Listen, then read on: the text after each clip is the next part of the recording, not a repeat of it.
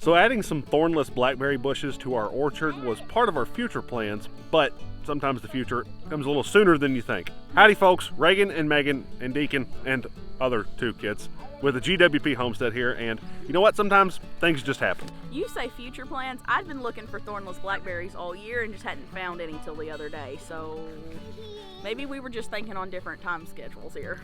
We are planning on adding maybe a heritage variety. I don't know, they're currently at my grandparents' house. My grandfather's propagating some of his plants off that are a Doyle variety, but yesterday at the Amish greenhouse we came across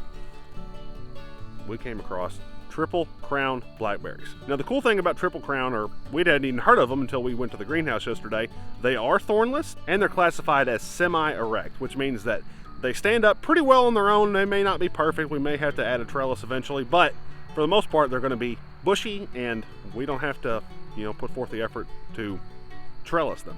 I'm excited. Blackberries are my favorite. I like them over blueberries. Last year the boys and Riley all got blueberries because they like those, and this year I'm getting blackberries. They won't be ready for, I get a couple berries next year, but I'm excited because it's just a long haul thing. Let's get them in the ground.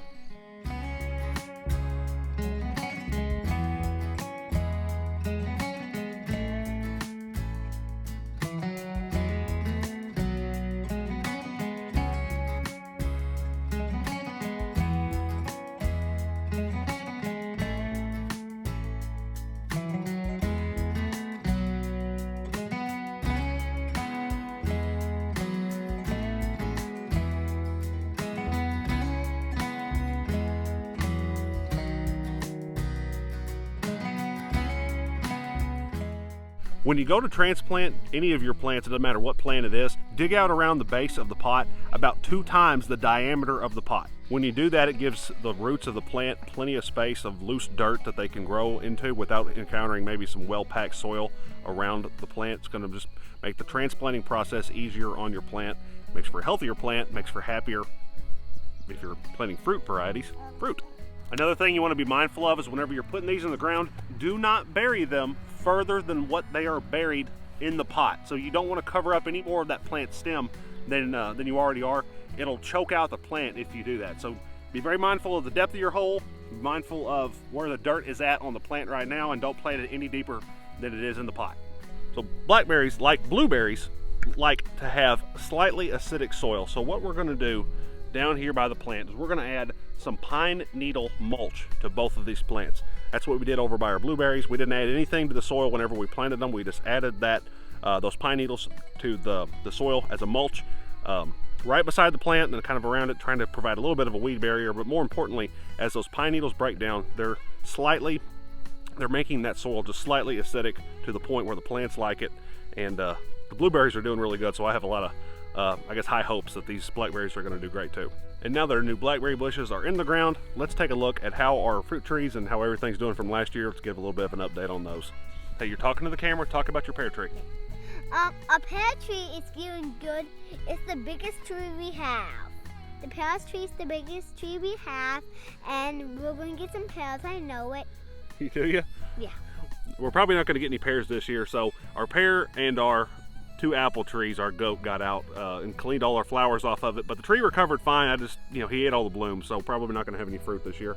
We pruned this guy, I don't know, it's late winter, when you're supposed to prune trees, and there's been a lot of new growth on it. We'll probably have to prune it pretty heavy again this fall because it's growing kind of wild. Early on, I want to prune them to get a good shape. This is probably the wildest tree that we have, but it's looking really good. We've had some trouble with offshoots coming off the roots as well, so we're pruning those back. We're constantly fighting with weeds and stuff as well. We just planted an orchard out here in our garden, or in our yard, excuse me. A lot of trouble, but the pear tree's doing good. Daddy, can I talk about this first one then? Yep, talk about it. Well, I see a couple of blueberries on here. Can I show it? Can I show the camera? Yeah. There's some somewhere. Oh, I can't remember. Okay, so there's some right there. Can you see them? Yes, I can. I was right the whole time. There you? Yeah. Yeah, I gotta get in here. We can see the blueberries. There we go. There's a few of them. The camera. Oh, wonky. We do have some blueberries coming up. We have 4 blueberry bushes. If you're new to the channel, we planted 4 blueberry bushes last year. Megan bought me this one right here before we, I guess right whenever we bought this place. So I had blueberries growing up, and so it was a big deal to me to have a blueberry bush that, you know, they could walk out and just eat to their heart's content as well. So she bought me this one, and we bought 3 more last spring. And this one was the smallest one, but it was the only one that bore fruit last year. So these others are doing well too. These actually may bear more fruit than that smaller one this year.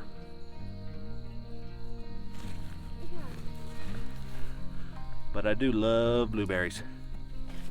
Our honey's plants is doing good. We had to cut a couple branches off it because they were too big, and I didn't want them to get it in. Well said. Honeycrisp apple. Had to prune it, but Yes. it's doing well. A June apple is doing good. We had a couple branches off this one too, but it wasn't very much. And this is the first one we planted. It's at the very top. It's close to a garden bed. Yep. So the interesting thing about this June apple is it had kind of a split trunk whenever we bought it. You know, it had kind of 2 main leaders that were going up parallel to each other. I picked the stronger one, left it, and just completely lopped off the other one.